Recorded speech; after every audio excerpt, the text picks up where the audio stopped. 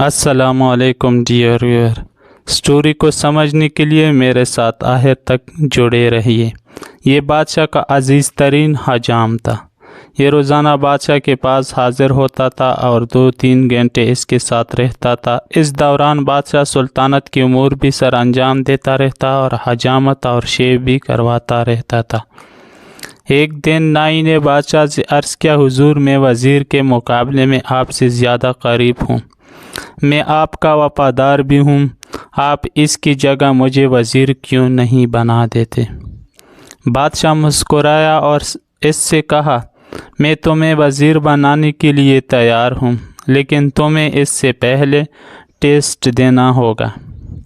نائی نے سینے پر ہاتھ باندھ کر کہا، آپ حکم کیجیے۔ بادشاہ بولا، بندرگاہ پر ایک بحری جہاز آیا ہے، مجھے اس کے بارے میں معلومات لا کر دو۔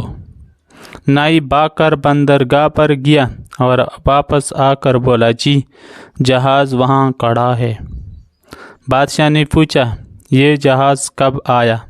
نائی دوبارہ سمندر کی طرف بھاگا، واپس آیا اور بتایا، 2 دن پہلے آیا۔ بادشاہ نے کہا، یہ بتاؤ یہ جہاز کہاں سے آیا ہے؟ نائی تیسری بار سمندر کی طرف بھاگا، واپس آیا تو بادشاہ نے پوچھا، جہاز پر کیا لدا ہے؟ نائی چوتھی بار سمندر کی طرف بھاگ کھڑا ہوا۔ قصہ مختصر، نائی شام تک سمندر اور محل کے چکر لگا کر تک گیا۔ اس کے بعد بادشاہ نے وزیر کو بلوایا اور اس سے پوچھا، کیا سمندر پر کوئی جہاز کھڑا ہے؟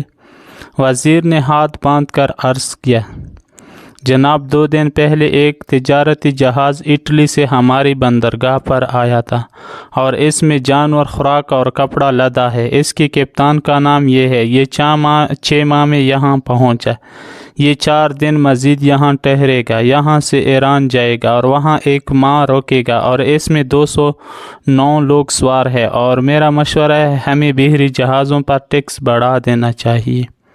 بادشاہ نے یہ سن کر حجام کی طرف دیکھا۔